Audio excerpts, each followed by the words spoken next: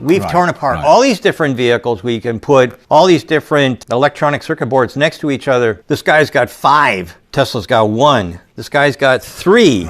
Tesla's got 1. This guy's got 8 different boards. Tesla's got 1. Anything that had to do with the electronics on the Tesla, they were so far advanced. They were more advanced than any of our Department of Defense projects. Really mind-blowing. As you've seen, the electronics in it, it just feels 10 years ahead of anybody else. And it's, I'm waiting for some other manufacturer to catch up. Well, good luck to whomever is going to try it. I can tell you, Tesla has got about 70%, and Ford is 6.2, which is number 2 position. Right. Holy mackerel, you know, think on, that's ponderous. That is ponderous. I had made a bunch of predictions, and I said that Volkswagen is going to be number 2 in back of Tesla, and they are going to give Tesla a run for their money. And then the ID4 showed up, and what? I couldn't believe it. This thing is a dog. When I saw what came out of Tesla, when we tore apart the Model 3, the very first one, the outside was crap, no question about it. About everything that could go wrong did go wrong with that. But once we got rid of the body and we started looking at everything else, I mean, there were so many fabulous innovations. After I went through the first Model 3, I couldn't justify keeping the company on the same path. So I looked at, you know, the future versus the past. When I saw what was going on in the Model Y, I think that the transition from ICE vehicles to EVs was the best decision I've ever made in business ever in my whole life. When we did the Model 3, that was for us. I mean, it was astounding.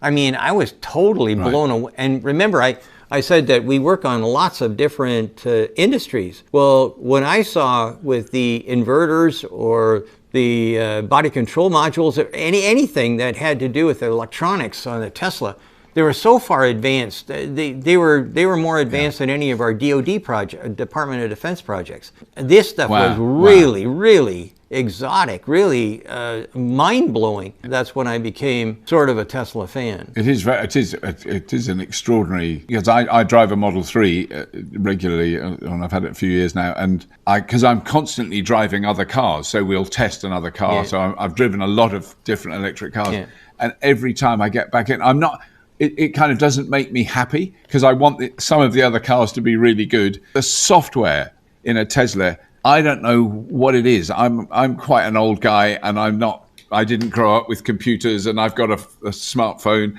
and I go blub, blub, blub, and the Tesla app works instantly, and it always works. It doesn't go wrong. It tells me exactly what's going on with the car, all those things. And I've tried apps for dozens of other companies, and they never work. They don't connect to the car. It's agony. You spend hours trying to make it join up, and you know the core software and as you've seen, the electronics in it. It just feels 10 years ahead of anybody else, and it's. I'm waiting for some other manufacturer to catch up. Well, good luck to whomever is going to try it. I can tell you, in second place in the United States, it's Ford as far as sales and whatnot, and for one of the established old companies, they're doing remarkably well.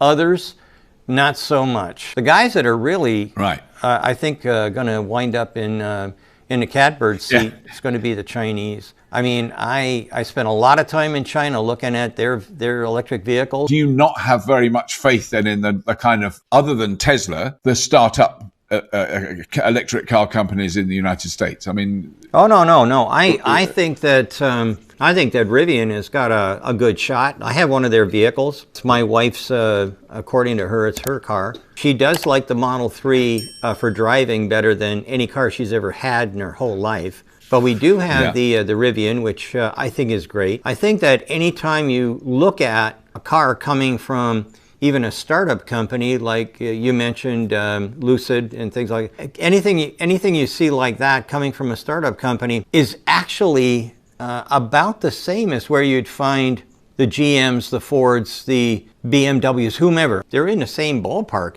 So even the older established OEMs are what I think, when they bring out their new cars, I think they're kind of like novices. Maybe the build of the car is wonderful, but I will tell you that what's underneath the skin is in its infancy.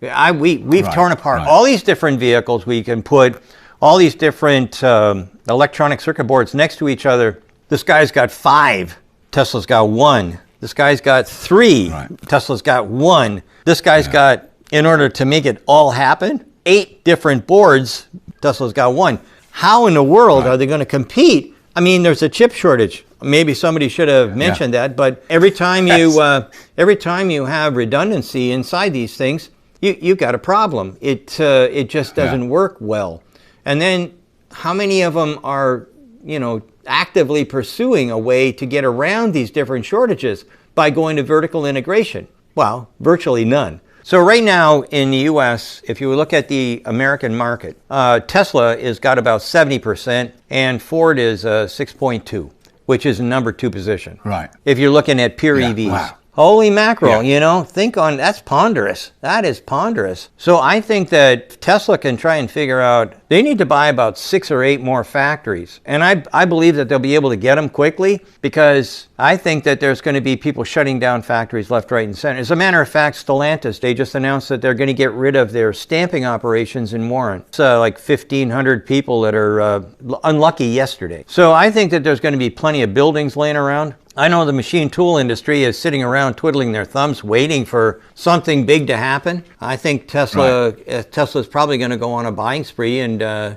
pick up whatever they want, wherever they want, because really and truly, their biggest constraint isn't anything to do with except being able to pump out more factories. They need more factories in order to get done what they need to get done. We had an ID4, and I had made a bunch of predictions, and I said that Volkswagen is going to be number 2 in back of Tesla, and they are going to give Tesla a run for their money. And then the ID4 showed up, and I said, well, I like the appearance and whatnot. It looks kind of aggressive, and that's great. I got in, I sat down, and I said, well, it's got a lot more dials and buttons than I would have liked, but hey, let's get this thing on the road. And what? I couldn't believe it. The self-driving aspect, or the autopilot, whatever you want to call it, it wouldn't work. It definitely scared the crap out of me a couple of times. It didn't have the pickup that I thought it was going to have. I mean, I'm experiencing things like from the Y and the we had a Y and S and a 3, a 2 3s, and I couldn't believe it. This thing is a dog. And then we take it to, and we had it up on the hoist. So you've got Tesla there with basically BMW underpinnings. It just looks like a BMW underneath, and you put the VW up, and you're looking, and you're going, whoa, what? But I mean, it was all on the cheap, right? It was all on cheap. Then we got it to the charging station. Volkswagen owns Electrify America. They wouldn't talk to each other. We ran through. It wouldn't work on my cell phone. The app wouldn't work on my cell phone. Didn't work on Eric's. Or sorry, I'm not sure. Was it Zach? I can't remember. If it was Zach's cell phone or Eric's. Somebody got it to work. One person. And then we said, "How long is this going to take?" And it said like 3 or 4 hours. I mean, we ain't got that kind of time. So we went and had lunch. It came back. Oh, it shut off. It shut off because, you're only allowed to have an hour's worth of charging. Are you kidding me? There was nobody else there. None of the other stations were. Oh, I was fried. I literally was out of my mind unhappy. So what happened? What happened there? Is this like putting the B team on the job? I have no idea, but I will tell you, I was sincerely disappointed with the ID4, and it looks like the marketplace, at least in the U.S., is reacting the same way. And the reason that Tesla is so lucky is because when they were developing their software, we were in the middle of the Obama years, where everything was going bankrupt or being shut down. And he hired up all of the any software guy that he wanted, he could get, because they were looking for new work. And so he got a whole bunch of them. Told them they could have stock options. The stock options started to climb up, and now, I mean, they don't have any problem getting software people. The best on the planet go to Tesla.